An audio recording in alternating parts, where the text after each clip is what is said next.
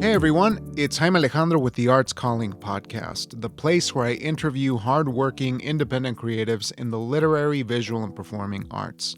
So just a quick shout out for you this time around. Today, I want to tell you about Hey Playwright. Hey Playwright is a podcast where two amazing playwrights, Mabel Reynoso and Tori Rice, interview playwrights about process in life and a whole bunch of other stuff. They do an incredible job, and I have learned so much about playwriting and podcasting from them. It's super inspiring, and I hope that you go check it out, especially if you want to know about playwriting and what kind of life that is and dramatic writing overall. Hey Playwright is an absolute must for you, so check it out. They have great episode recommendations in their link tree, which I'm linking below. Check it out as soon as possible. Now, today, I am delighted to be arts calling Kamal X.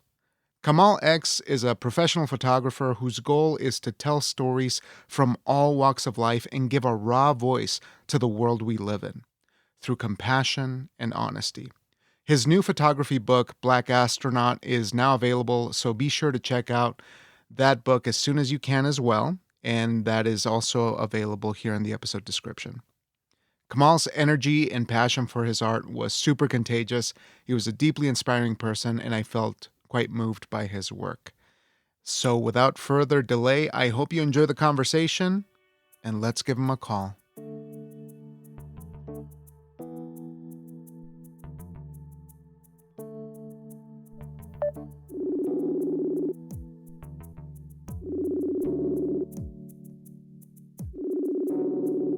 Hello, is anybody there? Hey, hello. Hey, there we are. Hey, Kamal. Hey, how you doing? Good. How you doing? Great to talk to you. Great to meet you, man. Same here, man. So excited. I'm really looking forward to this. I was talking about it all last night. I was at a wedding and I was just like, yeah, man, I'm really excited for my interview tomorrow. Oh, so yeah, man. I'm really thankful to be here, man. Yeah, it's such a pleasure to get to connect. Thank you, Instagram. We're not sponsored by Instagram, but we appreciate the ability to connect with folks. So Yeah. I'm really excited to get to chat. You're a photographer, you're a hardworking creative, and you're out there doing your thing. I wanted to ask you about your origins as a creative. When did you start seeing that when you were younger? Was that something that came to you later in life, or have you always been that person who's had a kind of creative intuition? I think it always was there, but like a lot of things, they have to be kind of like developed to come out. So like there was always a lot of curiosity, always like tinkering with things and just like being a daydreamer. I was the kid in school that I would have the parent teacher conference because I was looking out the window the whole time. So I was definitely always like a dreamer, kind of in my imagination kind of thing. And then my stepdad growing up, the one thing he really loved to do was go to the movies. So that also was a huge part of developing my imagination. I had a fascination with, he took me to real like good movies too. Like I remember going to see The Matrix. Like that was crazy at that time, when that came out, So like just a lot of like How old were you when you saw The Matrix? How old was that? Man, so that came out in like 95. So I'm 37. I was born in 86. So do the math, like 9. Oh, okay. Like so you're about my age. So yeah, that was a mind-blowing sort of thing. Yeah, I remember it being in the movies like, what is happening? Like, I don't, like, let it look. I definitely didn't understand anything of the plot, but I just knew like the scenes and all. It was just crazy. So it was getting developed, but I think the issue was this: I was very shy also. So, hypersensitive kid, like just always like feeling a lot of things, and I just always thought that was kind of like, everyone was like that. That's what I thought. And then the older I got, the more I started to realize like you might like actually just notice things that people don't notice. You need to like find ways to express these things. And so the expression of, I guess, my more creative side kind of started like maybe my second year of college, actually. Like I remember I was just like this, I remember hanging out with my older friends in college and I would just like start talking, like just talking about ideas and the system and trying to look deeper into stuff. And at first they ignored me, like, Kamal's just over there high. He don't know what he's talking about, But then like it started to click. It's like, wait a minute, he's actually saying something. And I think that kind of it kind of developed from there, just realizing I had a voice. Yeah. So you're currently on the West Coast, but you're originally from the East Coast, right? Is that kind of where home turf is for you? Yeah, I'm originally from New Jersey, but New York is my home. It took Okay. me a long time to accept that. I've lived in several places: Atlanta, Houston, LA, Oakland. Big shout out to Oakland. Yeah, New York is it. Brooklyn is it, man. That's the only place I've lived for me personally that actually makes sense. Every other place is kind of like they're amazing. I love them, but it doesn't feel like home. It's always like an adjustment. When I'm in New York, I don't think. I just am, you know. So that's Where New does it York is feel it. like Yeah. home, do you think? What is the security blanket or the comfort of New York that makes you feel like home there? For me, I think I need a lot of stimulation. I think I'm a city guy. Like I think I need to be around, like I like when I go outside New York and I can just randomly end up somewhere that can be like look like it's nothing there, but go inside and it's like this fabulous, amazing restaurant with like our lounge or some rooftop. And you're like, how did I end up here? Let alone the people that you meet. You literally never know. And I think I also like the fact that New York is it's not a soloist city, but you can go a lot of places by yourself and be fine. Like other places I've lived, there's more like a, people go out with their friends. They go to like a place. It's like a planned thing. New York is like, hey, I just want to go out. Hmm. You can meet people. It's very, it's my energy for sure. Yeah, Yeah. yeah. You have to be open to what kind of the universe is giving you, to be in that Yeah. environment. Yeah. And Um, I kind of like a little bit of chaos, man. I'm not gonna lie to you. I like a little bit of chaos, man. If it's too simple, like, I get bored and my brain starts feeling, like, so I need the vibes, but I need it. I need it. yeah, that's definitely a photographer mentality, right? You have to be open to the chaos because Yeah. tell me about photography and how it makes its way into your life, and how do you make it your own? Like, when do you first discover that? So I think I always, again, with the pictures with film, like watching movies, I think that's how it started. And like I'm big on movies, like it's a fanatic for real. But I think all throughout the years, I think I was like the one friend in the group that always had like photo albums. Like I always took pictures with the instant camera things or whatever, like are the ones you get developed at Walmart or something. And I would like in my coffee table, I would always get a coffee table that was clear, and I would put like the pictures of like a collages of all my friends under the coffee table. So little things like that. I think like, pictures and memories was becoming a way like naturally without even trying. So as I started traveling and like kind of started finding myself and exploring the world, and at that point I was a trainer and I was in real estate also. And I still am in real estate, but that was just it, and I realized that wasn't enough. Like I was like, nah, there's got to be more to it. I'm not really fulfilled doing this. I seem to, and I didn't, to be honest with you, I didn't go into photography thinking this is going to be my next thing, like a career. I'm going to be an artist, but it kind of like naturally just developed. Like I started taking photos as I was traveling, and people started really connecting with it, especially when I was taking pictures of things outside of just me in front of something. Like they were like getting like, oh, that's interesting. Like, wow, like, oh. And then once I started connecting with other photographers, that also really helped me, because then I was able to understand like, oh, this is like, once you see it, it helps you get a gauge of like, oh, this is how it's done. Cause I'm completely self-taught and I'm kind of out of the box, like coming into the industry. So a lot of the stuff I had to like pick up by just like being extremely curious, and it just made sense to me. So Right. that's kind of where the Yeah. photography thing came from. Yeah. So when you get to finding a community of photographers that maybe you trust, do you feel that allows you to open up? Because as you mentioned, you're kind of a shy person, but going into things like real estate, doing photography alone, I think is a very interpersonal kind of pursuit, because you really need to know how to be with the people, right? You need to know how to engage with Oh, them yeah, and get that picture. So yeah. how is that something that you develop when you first get started? I think it kind of goes because I'm not shy anymore. So I think that's the point. That's the point though, right? Like I think it's about like developing yourself. It's about who you are.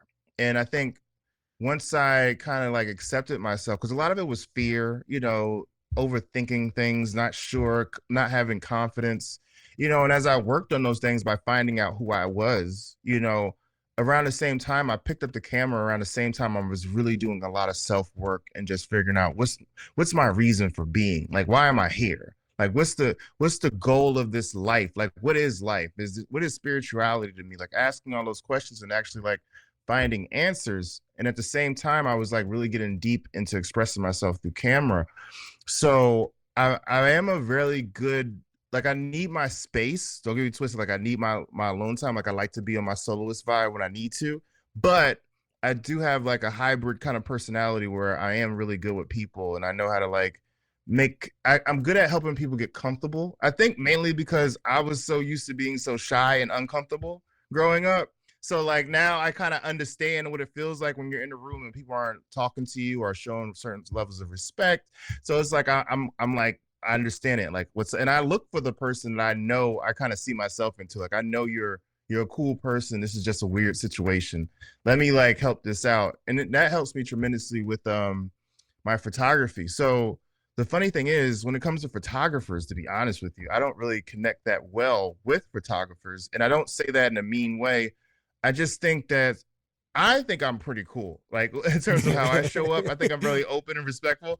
But a lot of photographers will tell you like a lot of times a lot of ego with other photographers. It's like this natural competition, especially if you're at a site and you both have cameras and it's like who's getting the best shot. That competition thing, and I'm not like that at all. So I often find weird vibes and around other photographers. But when I meet cool ones, it's amazing. Like it's great and it's so yeah, so maybe not so comfortable with other photographers, but definitely comfortable with the subjects and the things I choose to shoot, because I don't just shoot randomly. It's very not calculated, but like I pick topics and themes that I'm going for before I even pick up the camera.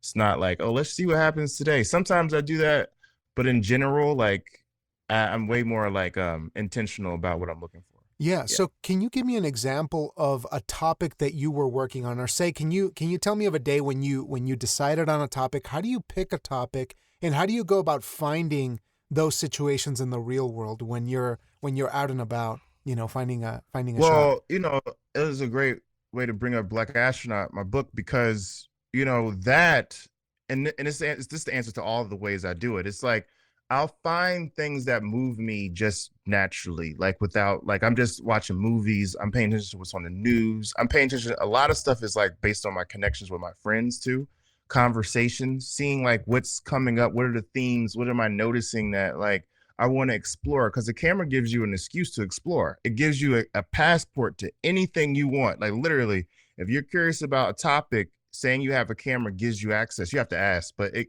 gives you an opportunity to explore certain things. And so for me, I always knew that a lot of the photographers that I looked up to as I was learning photography, like on a deeper level, they did a lot of work during the civil rights movement that I looked at that work like, wow, that helped change the world. And then I would look at, where we are today, and I would go, I'm so thankful that a lot of work has been done and things are better.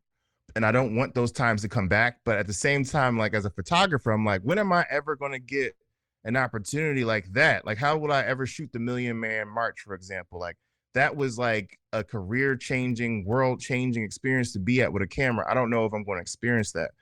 So in the back of my mind, it was kind of like, if that opportunity shows itself, be ready. You know what I mean? So when George Floyd happened, 2020 happened, the pandemic, my mindset wasn't, I was shocked all that was happening, obviously, and feeling crazy emotions and all. But beneath that, or around that anyway, there was always this like, if something comes up, you better be ready. Like you got to go all the way. Like you got to, because that's what the people that you look up to have done. So that's an example of like, it's already kind of in me. Like I want to do something for civil rights, something about justice, something that I connect to as a Black man. And when opportunity came, there it is, and I kind of treat things like that and other topics too. Yeah, and that's a beautiful sentiment. And I'm glad you mentioned it, because I think we can kind of dabble a little bit more into what Black Astronaut is and how it came to be, because it's so powerful to identify those things and say, how can I serve? Can my art serve in some way? Or can you give back to the community in a way? And I think it's just such a beautiful way to think about going out there into the world and saying, this is my tool, this is my toolkit, and I can give back in this way.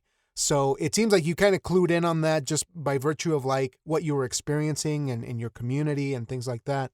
But if we could elaborate Yeah. a little bit more about Black Astronaut, because it's such a great concept and a great project, but tell me a bit about when you started taking these images, because it was in a very difficult, contentious time, 2020, around that time, right? Was that when you started with this Right. one?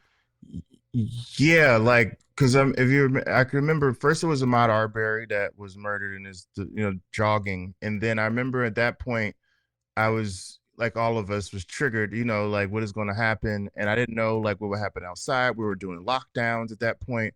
I was extremely afraid of COVID. Like I was one of those people that was like washing everything, the groceries. I was like I was that person paying like $50 for some Lysol. I was him, So um when George Floyd happened, I remember, like I said earlier, like I kind of had a vision already that like if something comes, be ready. But I also remember like it was like, man, like I had the intention, but the actual walkthrough was different. You see what I'm saying? So Yeah, like yeah, once I actually left the apartment and I was out there and I'm dealing with the air as an issue, like people spitting and yelling, me having to have the camera right there and mask on, gloves on, just long sleeves on, even in the hot weather, because I didn't want to die, but I knew I was kind of like risking my life. So in a lot of ways, I started feeling like, man, this is kind of like I feel like I'm like an astronaut. Like I just was yeah, like, because if you look at the astronaut, like as what they do, like going in the space, it's like everything around them is foreign. Nothing around them their body needs to be protected with that suit. Without that suit, they can't go to these places. And that suit gives you permission, similar like the camera gives you permission to go into certain places and investigate, to be on the mission. And it really felt like that. Once, as soon as I got out, I went outside in Oakland. I was living in Oakland at the time. And that first protest, the energy I felt, I was scared as hell, honestly, but I knew it was bigger than me. And I knew like the mission was like going into the unknown. So like as I like came up with that concept of being an astronaut, I'm like, oh, I think this might be the name of the whole thing. Because when I started out, I didn't think it was going to be a book. I thought maybe a series, maybe something I could share online to make sure my voice or voices that make more sense to me are being shared, because I felt like a lot of the photography was very sensational and didn't really empathize with what was happening. It felt like people that were outside of the culture were taking pictures of something they didn't understand. That's what it felt like. And I knew that I wanted to make sure there was balance to that equation. So yeah, that's how it went. And that went to 3 years of traveling around America during the pandemic, post pandemic. And to me, an amazing book that like I just can't wait for more and more people to experience, because it's a great reflection. I think it's also very inspiring about where we're going, and realizing that I'm using the astronaut concept for me in terms of that story, but I think we're all astronauts in our own way, dealing with trials and tribulations, dealing with like unfamiliar territory, dealing with dreams that we're trying to create, and going into the unknown. I feel like all of us can relate to that. So yeah. that's my hope with the book. Yeah. Yeah. And it's such a beautiful way to illustrate it. And it's a way in for the audience, the people who are going to experience this project. It is so powerful to look at your own world and say, what is going on here? And I think everyone Mm, at in some level, I mean, obviously there is a cultural component that is very specific, but I think in terms of what was going on at the time, the pandemic, everyone felt a little bit alien, like what in the hell is going on here? And yeah. so then you, Yeah. yeah, and so you add that other element, the cultural aspect of it, and it's so powerful. And looking at some of the samples, that you have on the website and on your Instagram too, it's just really powerful, evocative stuff. And so just to give a Thank you little so bit of, much. yeah, man, it's really beautiful, breathtaking work. But if we look at the context Mm, of the work, you break this down into 6 parts. It is an epic journey through 13 cities and 9 states over the period of 120 weeks. I mean, this is a huge yep. chunk of your life. Can you tell Yeah, me for sure. emotionally, how do you handle something of that size and not have it collapse in on itself? Because emotionally, Mm, it's a lot to take in, man. Can you share a little great, bit about great, that? great question. I think, and to be honest, and this is kind of like the concept of going into the unknown. It's like I didn't. it took a lot. There was plenty of times when I was taking photos and, I'm like, should I be taking these photos or should I be the one in Mm. front of the camera yelling too? Like, should I, Yeah, like, yeah. how do you juggle both? And there were times where I literally put the camera down and I had to just be there with everyone else. And it was a lot of times of just crying as I'm taking photos, tears flowing because the energy was just so real, honest, authentic, and honest and vulnerable, and it was very tough, I think, but it's also a mission at the same time. I think the mission element of it, like, realizing it was bigger than me, realizing that this is something that, this is a moment in history, just like I said with the Million Man March, civil rights. Like, if you take a day off and you don't get that image or take that photo or stay out an hour longer or take the risk and get on that flight to go to Washington, D.C. to see to be there for the, for the march, so I had to do that, so I think that kind of gave me that sense of like, all right, keep pushing, you can do it, keep doing this, about the work. And and to be honest, it takes a village, because I had really good friends that had my back, people that were checking in on me, making sure I was all right, FaceTiming me, just checking in, because they were like, yo, I've never seen someone work this hard before. I didn't understand that how much goes into photography. Like, photography is a very physical sport. Like, it really, it takes all of you emotionally and physically. And the other part of it too is the production.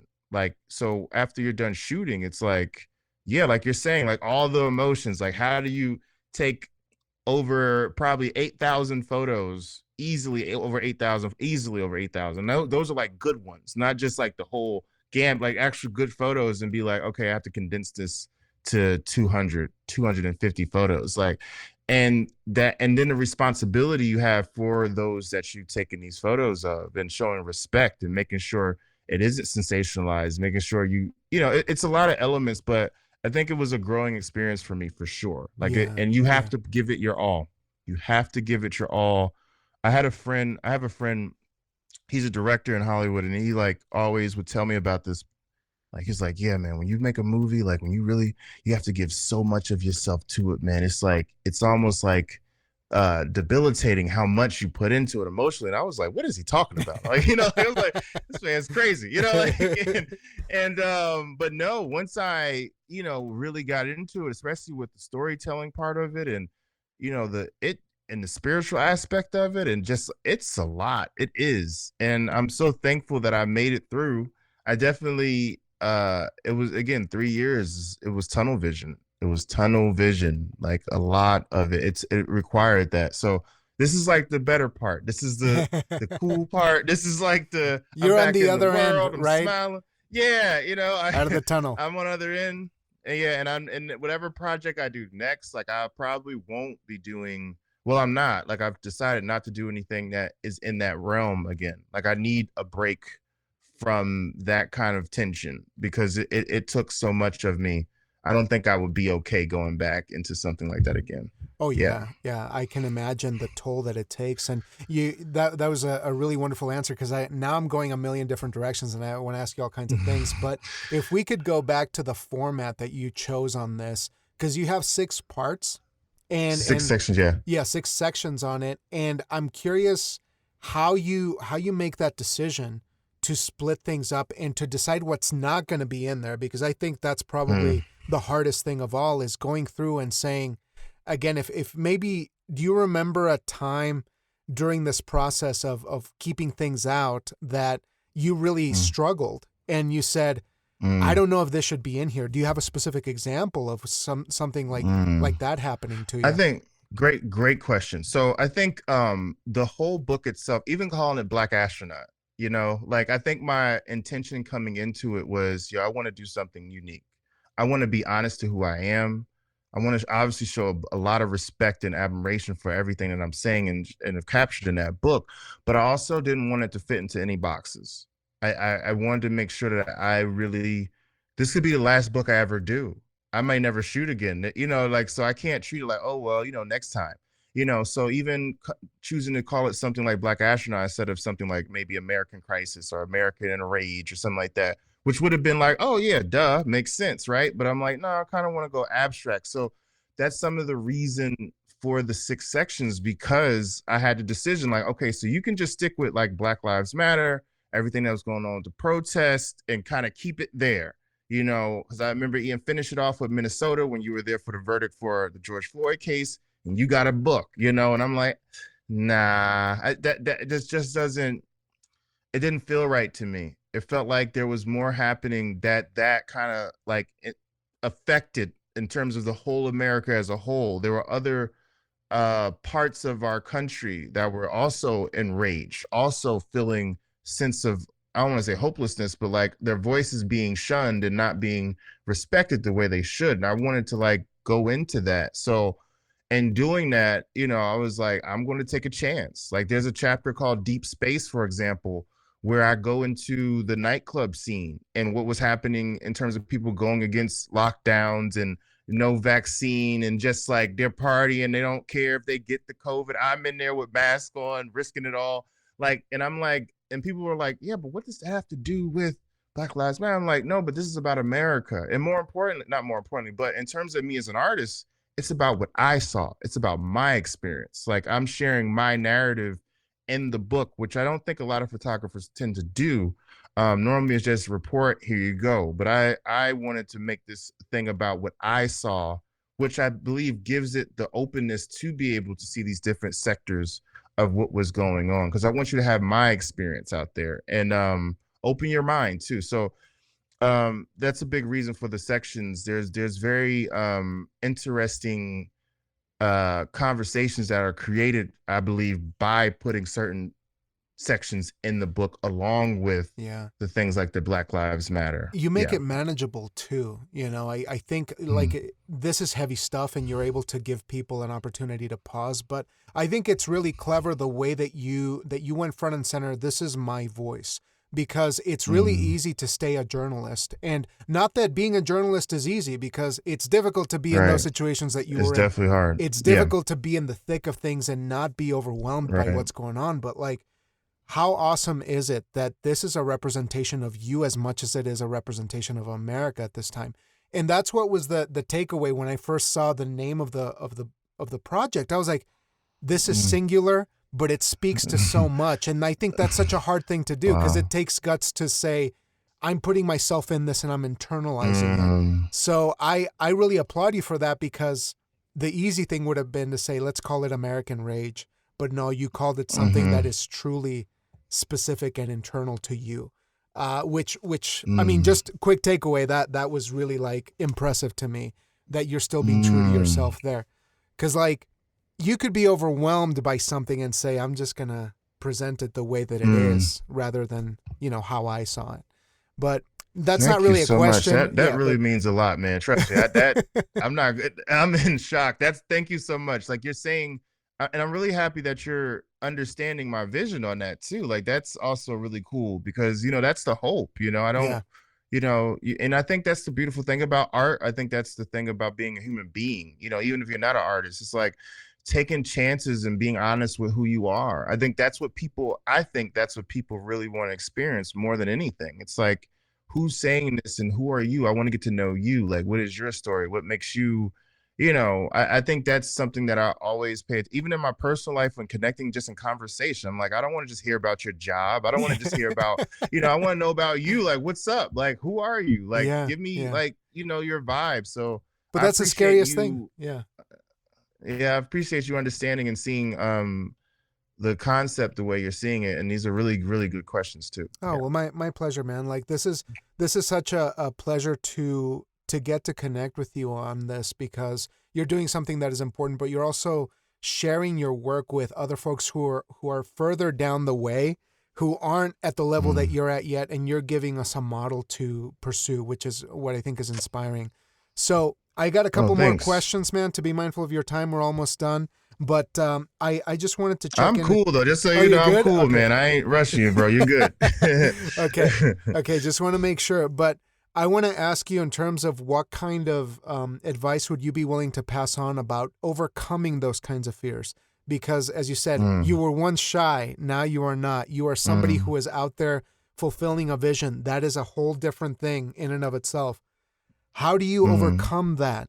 because I think a lot of us, myself included, sometimes I've had years of paralysis where I just like never wanted to show the world who I really am. How did you get to this point to share that kind of honesty? And to be honest, I don't know if everyone is meant to be, there's levels to honesty. I'll say it that way. And sometimes we can be too hard on ourselves. But I think for me, it's all about what is your reason? And when I say that, I mean, like, taking time, like I told you, like I spent time getting to know who I was, asking questions, why am I here, and going really diving really deep into that. And I felt like sometimes understanding who you are and your reason is like making peace with your past, remembering where you are, understanding where you came from, changing your perspective on certain things that you may have not had any control over, that aren't your fault. And then so that these things don't weigh you down, but they more so, you give yourself forgiveness, you give yourself a different visual understanding of what was happening, and grace a lot of times, even in your own mistakes, and I think clearing that space out a lot of times opens your eyes up to just like how amazing or how beautiful you are. And I think that also, or how important you are, or how like just being more grateful of what you do have. And I find things like that often lead to building your confidence. And I think once you really like make peace with your past and or just understand who you really are and your testimony, your reason for being, like, why are you here? Why do you want to do these things? Like why is this form of communication important to you? Why is communication important to you in general? Like, why do you want to put out a book? Why do you want to pick up a camera? Like, what is the real reason beyond some people liking your stuff? Like what are you trying to say and why? And oftentimes the why goes into your testimony, who you are, and your understanding of yourself. And I think the closer those are like combined and like nested together, I find it puts you in real time when the moment comes and it's like, okay, what are you going to do? Here's an opportunity. Are you going to like shy away from it, or are you going to stand up in your truth? I think you start to remember like your reason, like who you are, and it gives you the confidence to walk into that room, that space, that opportunity, and not, you might be afraid, but like there's no other, I can't say no. Like, this is who I am. Like, I am, like, for me, when people were outside, protesting and yelling, and I'm seeing flare guns and all that stuff, it's like, yeah, this is scary as hell. Like, what am I doing here? But I know who I am. I know what I want. I know why I'm here, and I know what I want to do, why this is important anyway. And I think everyone needs to find out what that is for them. Like, for me, that's that, For someone else, it could be singing. For someone else, it could be a great parent. It can be, there's all these things that, I think are naturally wired in us that give us, that when we go into these spaces, our confidence, it's just who we are. You know what I mean? Like, so I think it's a process though. And sometimes things do feel weird, and, sometimes it's not a quick, oh, I got it on day one, but I think building your confidence and just understanding who you are, and then the things that scare you become smaller because you realize, like, I'm alive, like I'm here. And I got through all of that. And I'm thankful to be here. Why would I let something this momentary stop my train of thought, stop my vision, stop where I'm trying to go? Like, and that might be a little dramatic, but I think that's really kind of how, if you love something, or you're really motivated by something, or if it's really in you, like, that's the test. Like, is it in you? Because maybe it's not. Maybe you're doing it for just likes and clicks, and you met someone that you thought it was cool, and maybe you were supposed to try it out for a little bit, but maybe that was supposed to help you find, like, go into one arena to find another one. Like, it's like, because for me, photography, it again, like, there were levels to it, but I've done a couple of other things. I was a trainer. I was a real estate agent at one point. I was a DJ. Like, I tried a lot of different things, and it wasn't just overnight, like, oh yeah, so it takes time. I'm glad you bring that up, and thank you for sharing that, because we need that kind of honesty about what it takes to get to that point, to get to that level of commitment.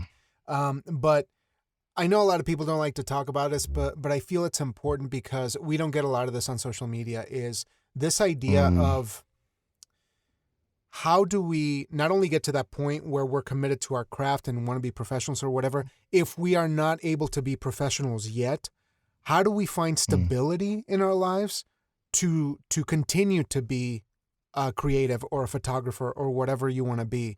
Was there a point in time where you found emotional, financial stability that would allow you to be a photographer?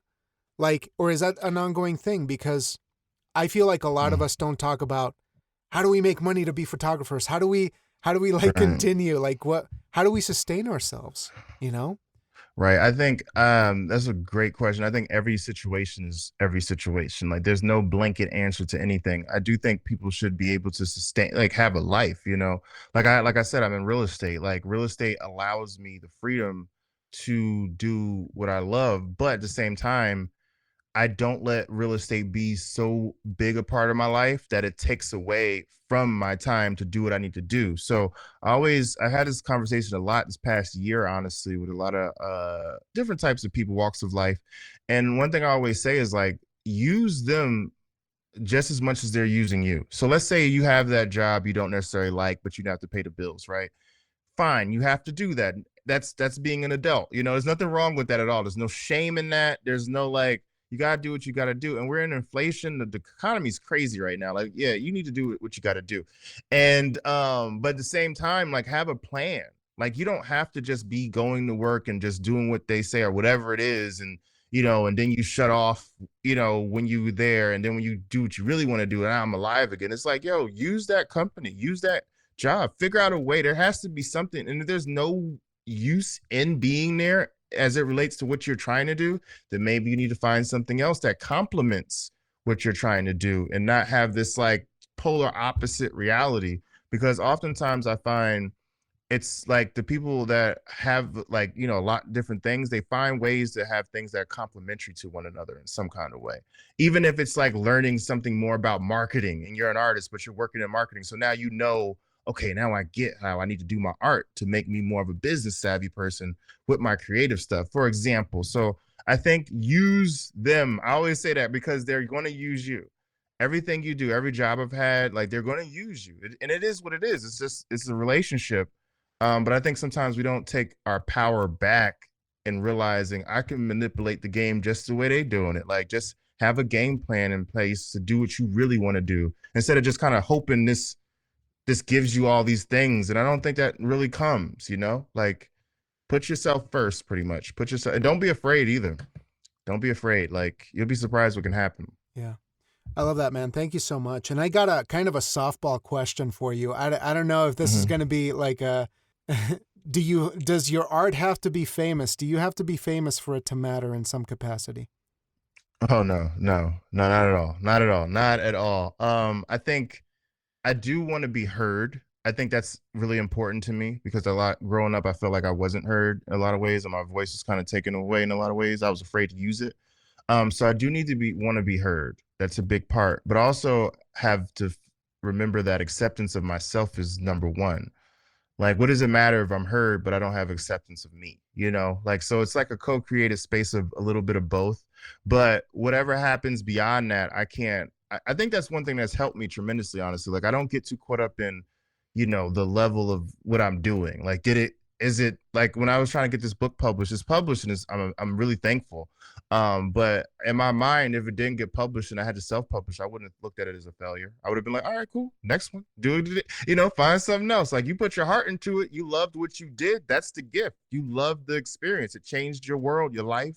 I think that's been more important to me. And I kind of like have like tunnel vision in that way. Like everything else that happens, like people say, hey man, you just did this, you did that. I'm like, I mean, yeah, it's great, but I'm not like riding on high on that. Like I take a moment, like nice, but I get back to the work. Like I actually enjoy creation way more than I enjoy, oh, I did this and my name is that and I got this deal, and that stuff's great and I'm all for it. Don't get me wrong. But that's not my reason. That's kind of like that comes with it and it's a great gift. But the work is where my heart is. The work is where, because there's sometimes people can get great success, but then they lose the work and you can see that they're like miserable, you know, because it was never about the success, you know. So it's about the work and impacting people, impacting yourself, learning about yourself, continuing to grow. I think that's just where I'm at and always going to be. So it definitely doesn't need to be famous, but it would be nice. it would be nice. Well, Yeah. I'm happy to see that your efforts have paid off, especially on Instagram. You have a huge following over there. People really love your work there. And I'm curious if there's any advice in terms of people who get distracted about whether they should be, gearheads, because in photography and videography and that sort of thing, folks get caught in that vicious cycle of I need more gear, I need more stuff. So do you feel like there's a way to just kind of shut out that side of your craft? Because obviously you got to know your tools, right? You got to know what you work with. Right. What are the distractions that people should be wary of in terms of photography? I think some of this is like a part of it. Like you need to go through that. Like, cause I went through that too. Like, after I kind of learned the basics though, I did get kind of like gear crazy, like, just exciting toys and stuff like that. But I think the lesson, I think that's something some people just have to get it out their system. Cause then you start realizing like, okay, but where's the work? And that's like the thing that a lot of older photographers will start talking like, okay, but show me your work, because they don't give a damn about what camera you use. Like if in my book, for example, no one's saying, hey, like in terms of the people that I've been shopping around with, and I had those meetings I had to get this thing published, no one said, hey, so what did you use? They don't give a damn. Was it like, full frame, by the way? Good? Or they're asking you like, they're what's the like, megapixel? is it good? Right. Right. Yeah. Like how many megapixels? No, it doesn't matter. Like, so I think that's something you kind of graduate to. Like, I think each artist has to get to that point of realization of like, okay, do you want to be a person that talks about the gear, or you want to be someone that actually makes good work? And oftentimes the things you spend the most money on don't even be the things that help you get the best work. Like I have a 28 millimeter, my favorite one, cost $70. I got it used. Some of my greatest photos are with that cheap lens. Like, I don't want to call it the cheaper compared to other ones anyway. Yeah. And I always look at it like I got this $2,000 lens. I got, and it's like this little baby 28 millimeter. If I'm ever in a situation that's going down, like I'm like, okay, I gotta I grab that little thing, and every time magic for me personally. So, I think the gear definitely doesn't matter. But I do think some people have to learn those lessons. And I think the other thing that I'm so thankful that happened to me is like allowing yourself to grow in the process. Like give your space, like get new gear because you need it, not because you want it. Like find yourself in a situation where you're like, okay, this is actually, I'm not able to do what I want to do because my gear is holding me back, because I don't have this particular focal length lens, because this doesn't do night photography well. Then it's like, okay, you have a reason to do it. But a lot of people get so caught up in all the gadgets and all this, and it's like, all right, show me your work. And it's like, So sometimes the comfort, the luxury can take away from your edge in your voice, honestly. And that's honestly just a little extra, but I'm getting a new apartment and I'm gearing up for another project. And I normally get like a decently, like I like to be comfortable. And I was like, I think I'm going to get something a little not comfortable this time. Like I want to kind of get to the bare bones. I want to just be shooting every day. When I have company over, cool. It's going to be a lot of photography stuff everywhere. But I'm in my zone, and like that's a choice. Like I don't want to be just all comfortable and I shoot what I want. Like I want to go back to that kind of like hunger. And I think that's, even where I'm at in photography is like, like all the equipment and all the nice things are kind of a distraction a lot of times. Like get back to the core, get back to the work, and get to your edge. Get to the edge, man. Get to the edge. That's a beautiful thing, because you're at a point in your life where you know what's important and you're able to make those decisions and say, this doesn't matter as much as this. And what a precious, awesome thing to have, in terms of perspective. So I got one more question here. This has been a blast, man. I absolutely love the work that you're doing.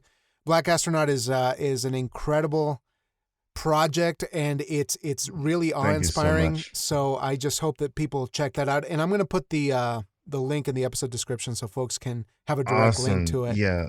Thank you so much. I appreciate that so much. Yeah, man. So lastly, I just want to ask you, what is your hope for the future, for yourself and for the community that you're in? I hope that we all continue to understand that it's our individuality that helps us become a greater group. And I feel like a lot of what's going on in the world is pushing us to be less independent with our thought. And it's a lot more groupthink than I would like to accept, which I think there's strengths to it too.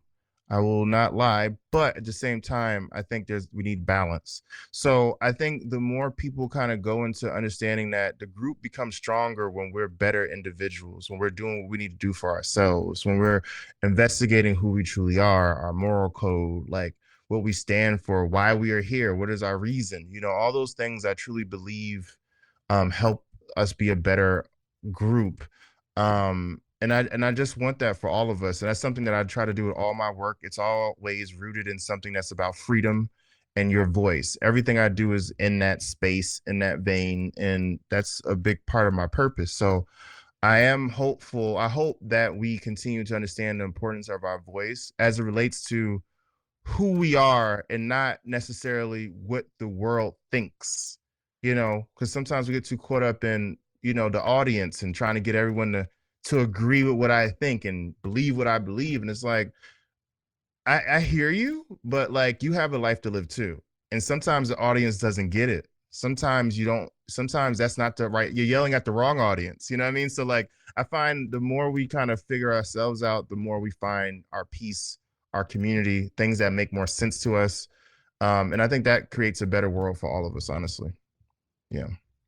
That's a beautiful note to end on, man. So I want to thank you so much. I know, as with any great artist, we just scratched the surface in this short time for interviews, but I want to thank you for the insights that you shared with us, for, your ability to just capture such intense times and bringing beauty out of them, for your singular vision, man. You're killing it. You're doing amazing stuff, and I'm a fan moving forward. So I really appreciate your time, man.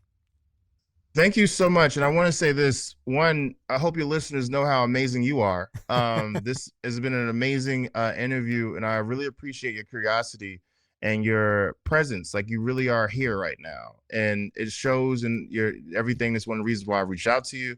So I'm thankful that we had this connection, and all your support means the world. And I'm really applauding you and supporting you too, man. Keep rolling, keep doing what you got to do, because we truly are in this together, man, for real. I appreciate it, man. That means a lot. But I will let you enjoy your Sunday. I hope you have a safe trip back home, and I wish you the best, man. I hope we can chat down the road, okay?